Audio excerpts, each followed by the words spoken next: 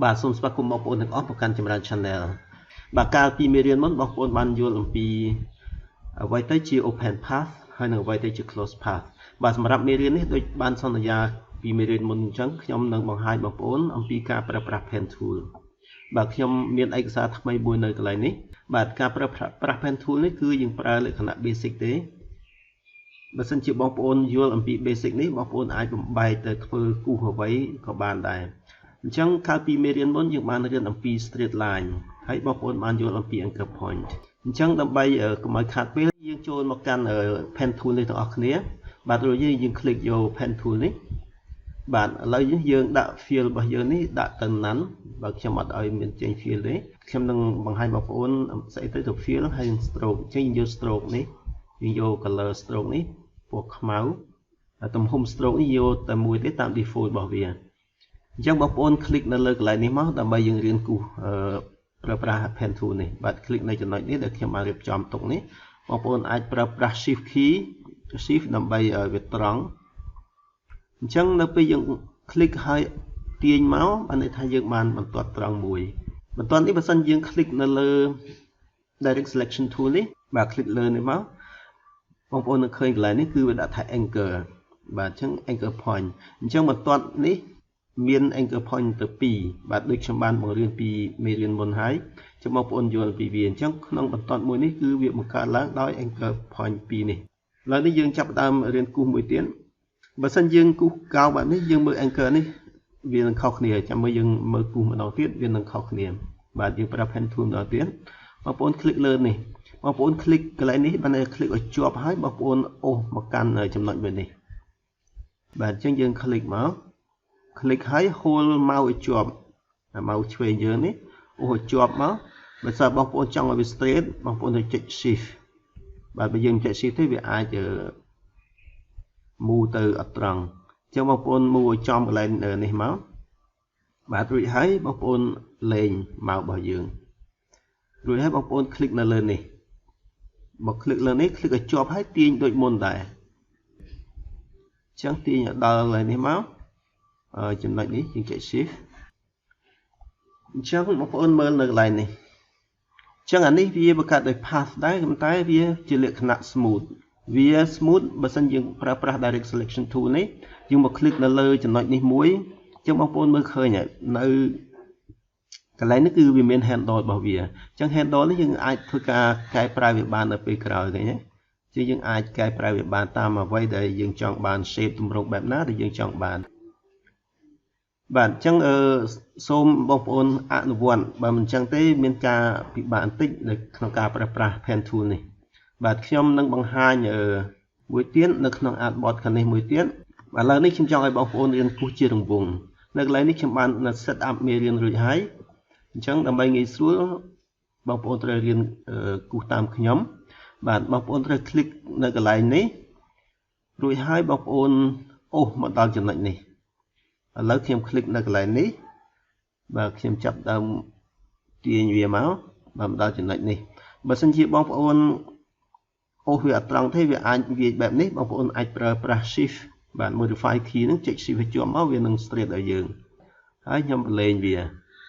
បាទក្រោយមកទៀតខ្ញុំនឹង click នៅកន្លែងនេះបាទរួចហើយខ្ញុំ drag វាមកដល់ចំណុចនេះបាទបងប្អូនអាចចុច shift ដើម្បី constraint វារួចហើយខ្ញុំ click នៅចំណុចនេះមួយទៀត process ដូចគ្នាទេដូចគ្នាទៀតគឺយើង click នៅចំណុចនេះដដែលហើយយើង click មកដល់កន្លែងនេះ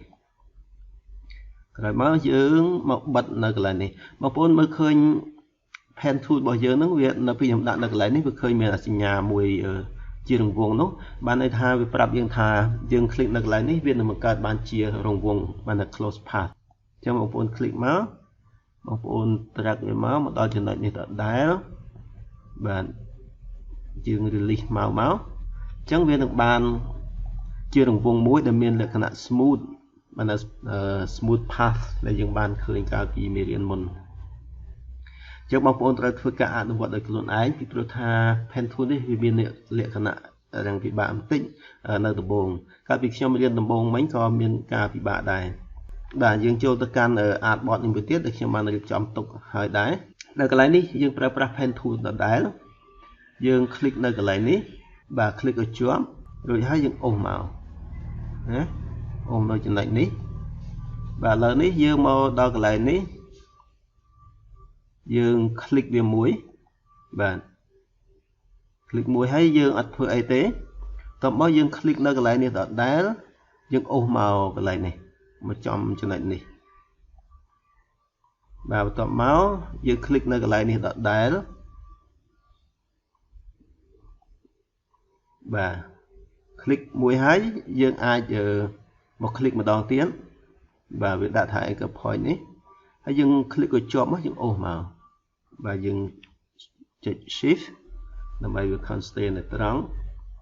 ដល់ក្រោយមកយើង click កន្លែងនេះដដែលរួចហើយយើង click ម្ដងទៀតយើងអូសមកបែបនេះអញ្ចឹងបងប្អូនចាំមើលថា anchor point វាខុសគ្នានឹង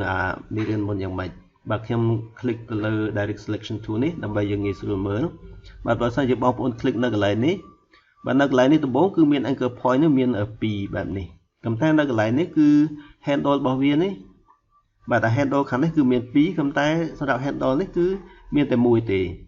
បាទអញ្ចឹងវិធី click ហ្នឹងគឺបងប្អូនត្រូវរៀនអំពីការ click ហ្នឹងដូចខ្ញុំបានបង្ហាញបងប្អូនមិញអញ្ចឹ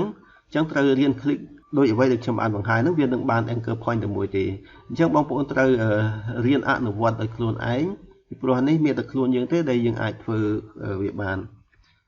ក្នុងការប្រើប្រាស់ pen tool នេះបងប្អូនអាចមាន option ក្នុងការជ្រើសរើសបើសិនជាបងប្អូនចង់ឃើញ rubber band នៅពេលយើង click ឧទាហរណ៍ថាឥឡូវខ្ញុំចូលទៅកាន់ edit ដើម្បីបង្ហាញបងប្អូនអំពីអ្វីដែលខ្ញុំចង់និយាយនោះបាទបងប្អូនចូលទៅកាន់ preference យក general ឬ control K នេះមក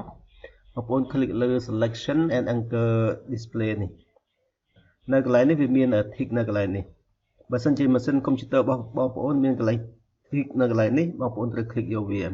បាទបើសិនជាអត់ទេវាអត់មាន rubber band ទេបាទនៅកន្លែងនេះគេដាក់ថា enable rubber band for pen បើយើង click tick យកវាចាំមើលវានឹងមានរឿងអីកើតឡើងនៅពេលយើងប្រើប្រាស់ pen tool នេះបើសិនជាបងប្អូន click នៅកន្លែងនេះខ្ញុំឧទាហរណ៍ឲ្យយើងប្រាប់វាមកបាទយើង release វាបាទនៅពេលយើងអូសទាញម៉ៅមកឃើញអាស្នាមនេះវាដិតឲ្យយើងបាទនឹងឲ្យឈ្មោះថា rubber band ហ្នឹងបាទអញ្ចឹងបងប្អូនអាចមានជម្រើសក្នុងការជ្រើសរើសបើសិនជាបងប្អូនយល់ថាកន្លែងនេះវាមានប្រយោជន៍សម្រាប់បងប្អូនត្រូវចូលទៅកាន់ preference ហើយ tick យកកន្លែង enable rubber band សម្រាប់ pen tool ហ្នឹងបាទអញ្ចឹងវាអាចមានភាពងាយស្រួលដល់យើងដែរអញ្ចឹងសម្រាប់ដែលខ្ញុំគូសកន្លងមកនេះគឺខ្ញុំអត់បាន turn on វាទេអញ្ចឹងបងប្អូនអត់ឃើញអញ្ចឹងវាជាជម្រើសបងប្អូនអាចចូលទៅធ្វើការផ្លាស់ប្ដូរ option នៅខាងក្នុង preference របស់យើងបាទបើសិនជាយើង click អញ្ចឹងវានៅជាប់បែបនេះបើយើង click ទៅកាន់កន្លែងណាវានឹងអូសតាមដើម្បីផ្ដាច់នៅការដែលអូសហ្នឹងបងប្អូនត្រូវ click នៅលើescape key យើងបាទ click មកវាដាច់អស់ហើយអញ្ចឹងនៅពេលយើងត្រនៅកន្លែងផ្សេងវានឹងចាប់ផ្ដើមបង្កើត path ថ្មីមួយទៀតបើសិនជាបងប្អូនមានសំណួរឬក៏ចម្ងល់ទាក់ទងនឹងមេរៀននេះបងប្អូនអាច send នៅ comment ខាងក្រោមនេះបាទខ្ញុំនឹងព្យាយាមឆ្លើយនៅរាល់សំណួររបស់បងប្អូនទាំងអស់តាមពេលវេលាដែលខ្ញុំអាចធ្វើទៅបានបាទសូមអរគុណយើងនឹងជួបគ្នានៅក្នុងមេរៀនក្រោយទៀតបើសិនជាបងប្អូនមិនទាន់បាន subscribe នៅលើ channel នេះទេសូមបងប្អូន subscribe ដើម្បីងាយស្រួលទទួលបានមេរៀនក្រោយទៀតនៅពេលដែលខ្ញុំ upload មេរៀនថ្មីៗកុំភ្លេចចុចពាក្យ subscribe បាទ click យកពាក្យ subscribe ហើយ click យកសញ្ញាកណ្ដឹងដើម្បីវាបង្ហាញនៅ notification នៅពេលខ្ញុំដាក់ upload វីដេអូថ្មីៗក្រោយទៀតបាទសូមអរគុណយើងនឹងជួបគ្នានៅក្នុងមេរៀនក្រោយទៀត